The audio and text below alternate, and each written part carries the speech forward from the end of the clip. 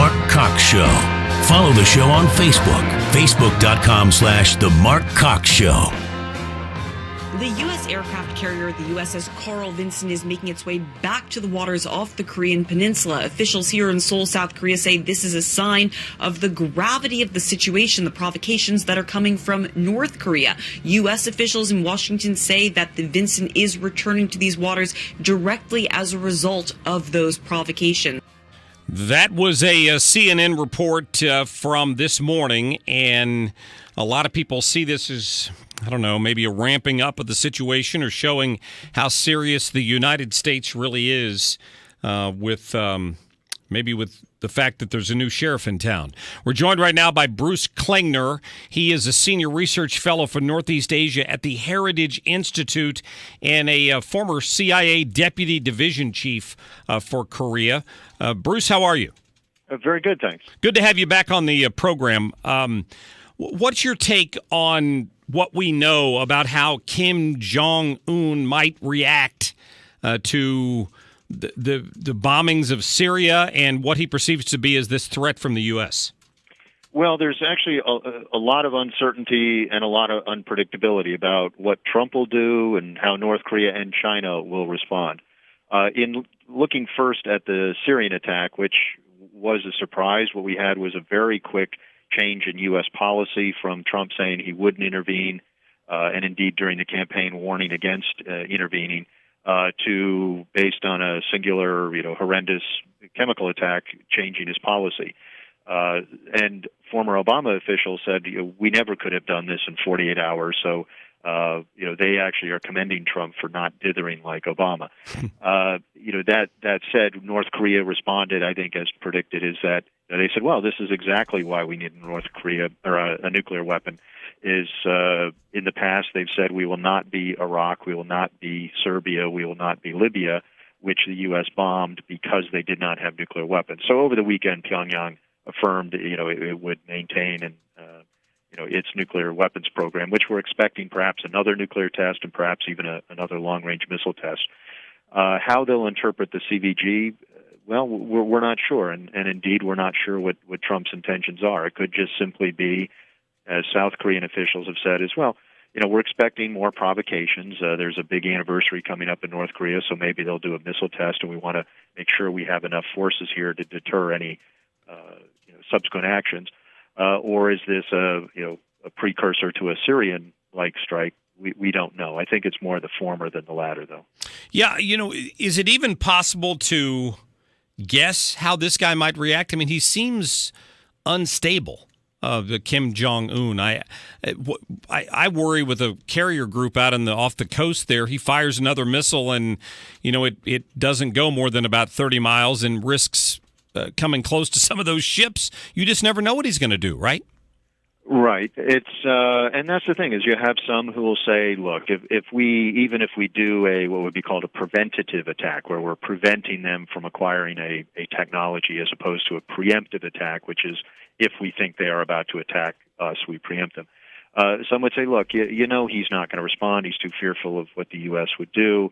Therefore, in a way, we can attack with impunity like we did with Syria. On the other hand, people will say, look, besides the nuclear weapons that North Korea has, and we think they have enough 16 to 20 weapons, and that the medium-range missile is already nuclear capable, and that can hit South Korea and Japan today.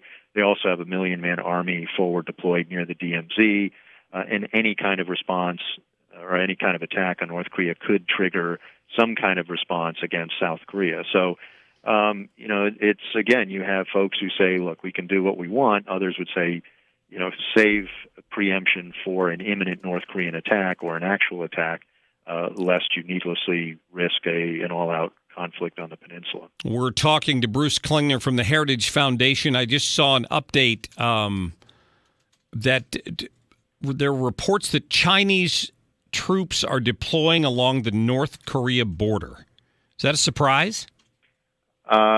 It has occurred in the past when they were either concerned about a refugee flow, or it could be indicative that China is actually going to increase the sanctions and actually increase the monitoring of goods going back and forth over their border, but with North Korea.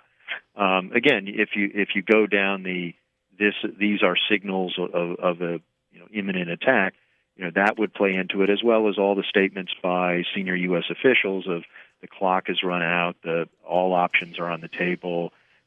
We will not allow them to attain a ICBM capability. So, right.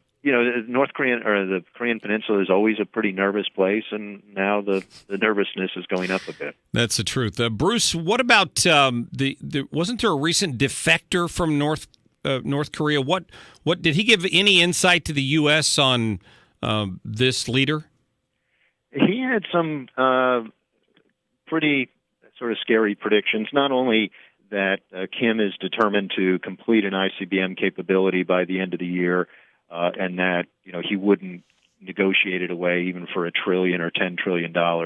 But more recently, the defector was saying things like,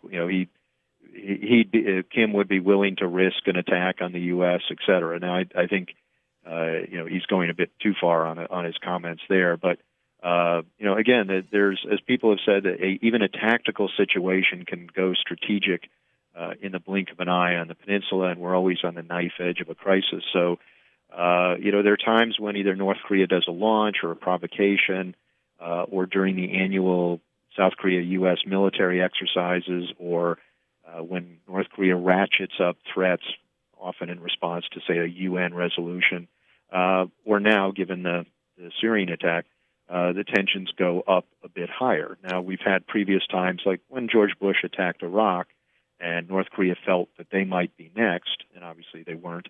We kind of ride a roller coaster of concern and nervousness on the peninsula kind of every day, and now we seem to be going up that long, slow hill. Boy, on the roller coaster car, and we'll either come back down as we have every time before, or we could keep going up. This guy's just so unpredictable. Bruce Klingner, thank you so much for your time, and direct people to heritage.org to read more of your thoughts on this. Thank you. Yeah, thanks very much. Absolutely. Bruce Klingner there with Heritage. Boy, this guy's he's not quite sure what's going to go on, but maybe at the same time, he's not quite sure what Trump might do. For the past 8 years, he's pretty much done whatever he's wanted to do, and we've tried to put additional sanctions against them, which have had zero effect because he doesn't care about the suffering of the people in North Korea. All he cares about is himself and his drive to get a nuclear weapon. Boy, I hope maybe we have some intelligence that's not public that will allow us to get in there and deal with this guy without having to create a major world war. You have to think, what advantage would it be to China to have this guy go to war with the rest of the world? They're not making any friends at that point. Plus, they have a lot of trade at stake. I just don't understand why the Chinese don't just call him up and say, stop this, go back to your Tinker Toys, don't worry about it. Maybe they can't deal with him either, and that's where they don't want to go. They just won't go there. But pull up Sean Spicer here for just a minute, Liz, because he's in the middle of answering a question about Assad right now. Tried to be her voice. We tried to speak for her, uphold her, and fight.